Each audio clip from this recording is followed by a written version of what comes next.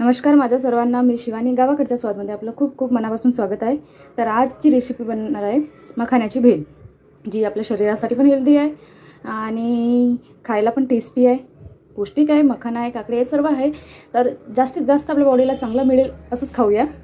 तर बनवूया आजची रेसिपी, सुरू करूया।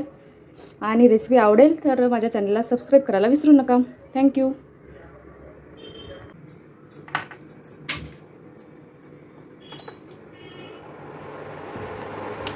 मखाना तेल बनवण्यासाठी थोडं तेल टाकलं होतं मी आणि त्याच्यामध्ये मखाना थोडा रोस्ट करून घेऊ आपण।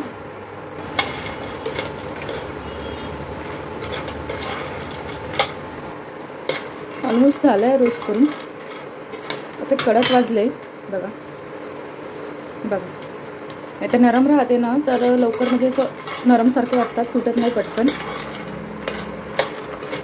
थोडं असं क्रंची टाईपचं झालं आहे बघा, की गॅस बंद नाही करायची।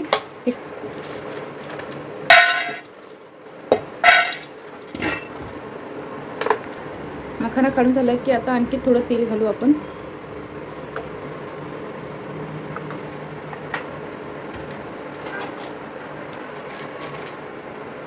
आणि त्यात थोडे आपण शेंगदाणे घालू, तुम्हाला जेवढे वाटते तेवढे तुम्ही घालू शकता। शेंगदाण्यांना पण थोडंसं आपण तेलामध्ये थोडं फ्राय केल्यासारखं, रोस्ट केल्यासारखं करून घेऊ। शेंगदाणे पण झाले, शेंगदाणे काढून घेऊ आपण। शेंगदाणे काढून झाले, त्यामध्ये थोडं जिरं घालते आहे मी, तेल थोडं टाकलं होतं 2 चम्मच। आणि आता गॅसची फ्लेम कमी करते। थोडं red chilli powder, half tablespoon, थोडीशी हळद, थोडा चाट मसाला, थोडं नमक चवीनुसार, हे सर्व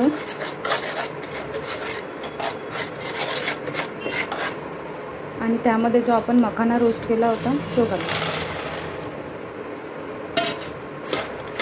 सर्व मिक्स करून घेऊ।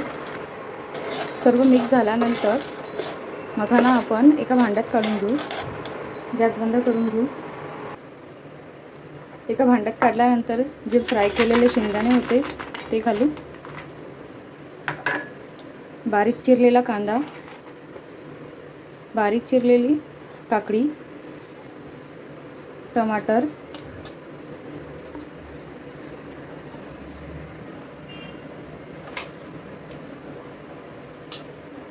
सर्व मिक्स करून घेऊ।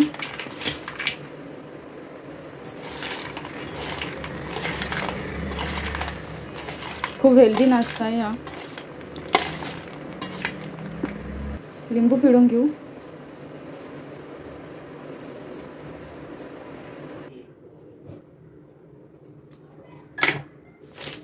शेव घालू आणि आता सर्व मिक्स करून घेऊ आणखी एकदा। खूप मस्त टेस्ट झाली आहे, खूप छान लागत आहे आणि मेन म्हणजे तर आपल्या शरीरासाठी खूप हेल्दी आहे, पौष्टिक आहे हे। तर बनवून बघा नेहमी, तुम्हाला जसं वाटेल तसं, जेव्हा वेळ मिळेल तेव्हा। चला तर सर्व करूया।